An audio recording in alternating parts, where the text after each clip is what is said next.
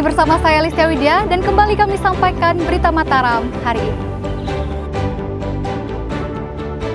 Terus-menerus diguyur hujan, jembatan penghubung antar kecamatan di Lombok Tengah ambles.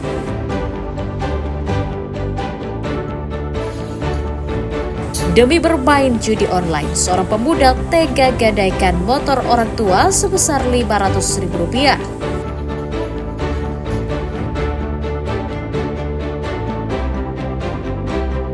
Diduga sengaja ubah keterangan domisili, ratusan calon siswa di Mataram gagal masuk sekolah favorit.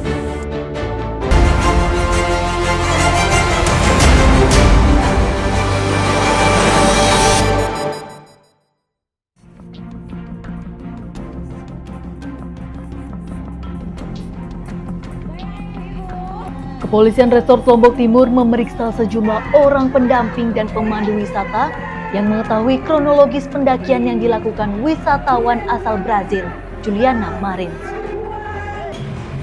Polisi meminta keterangan 3 orang terdiri dari pemandu, pemilik trekking organizer, serta seorang porter atau pembawa barang. Ketiganya dimintai keterangan seputar kronologi pendakian hingga peristiwa kecelakaan yang menimpa Juliana yang jatuh di tebing Gunung Rinjani.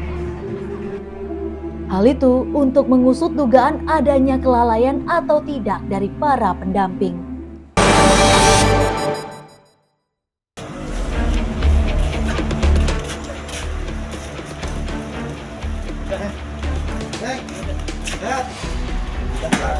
Dua pemuda berinisial AR 28 tahun dan SA 25 tahun asal Kecamatan Sekotong diringkus Satuan Reserse Kriminal Polres Lombok Barat karena mencuri sepeda motor yang diparkir di pinggir jalan Kecamatan Gerung.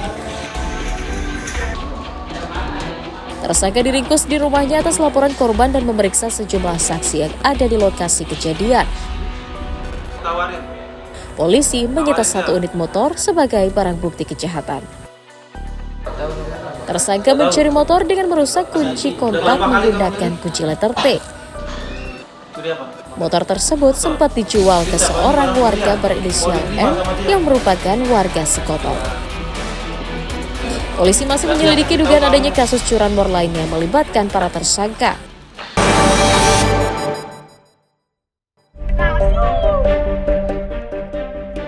Proses evakuasi. Seorang wisatawan asal Malaysia bernama Nazli bin Awan mengalami kecelakaan saat mendaki Gunung Rinjani pada Senin pagi. Menurut informasi pemandu, korban terpeleset kemudian terjatuh di jalur pendakian saat hendak turun menuju Danau Segara Anak. Akibatnya korban terluka pada kepala, pinggang, dan kaki sehingga tidak dapat melanjutkan pendakian.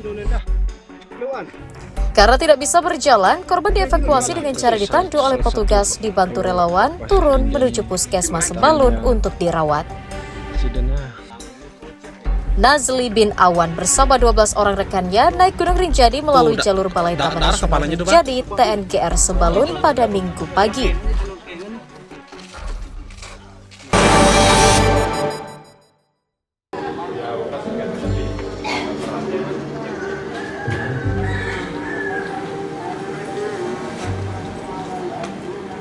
Sejumlah sekolah dasar di Mataram masih kekurangan siswa pada kegiatan pendaftaran siswa baru SPMB tahun ini.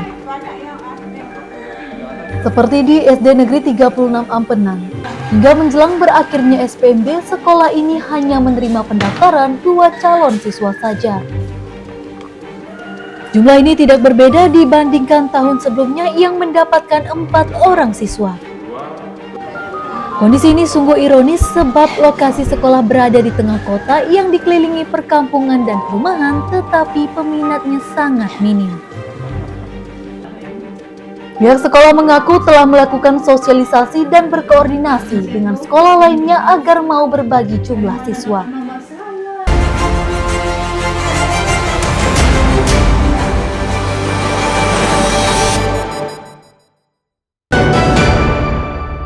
Udah susah online dulu mah.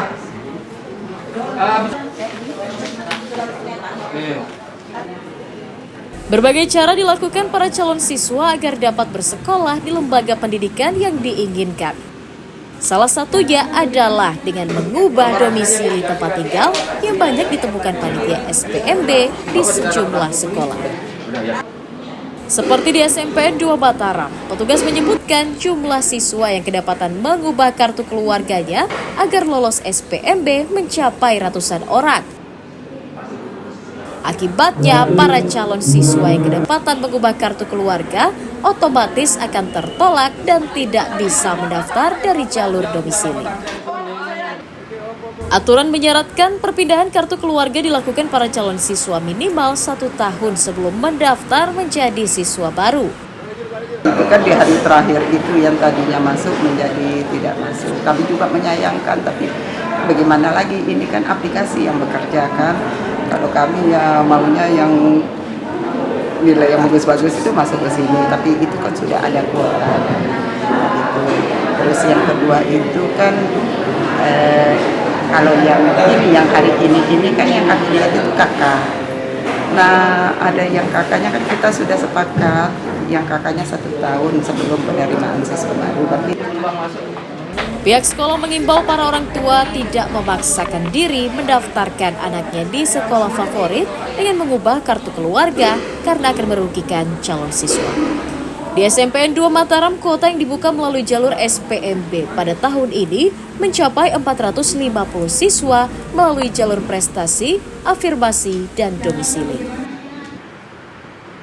Dari Kota Mataram, Emi Kusuma melaporkan.